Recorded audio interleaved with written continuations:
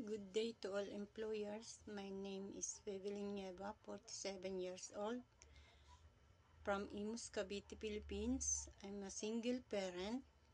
I have 4 children, 1 girl and 3 boys.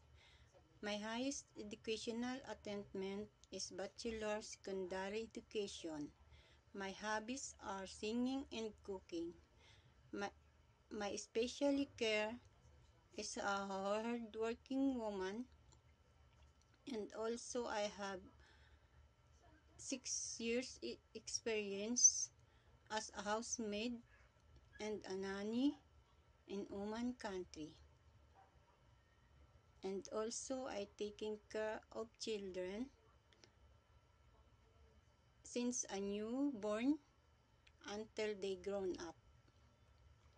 Also being a nanny, I do duty as responsibility to taking care of them, like changing diaper, cooking the food, what do you want, feeding them, give them a shower, do educational activities, and also I will teach them how to speak in English.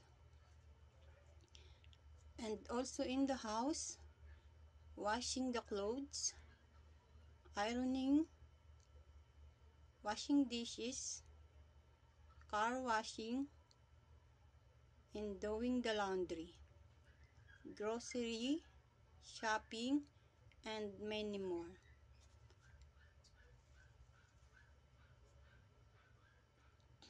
To my future employers, I have more fashion, more energetic, kind, loving, caring, and trustworthy.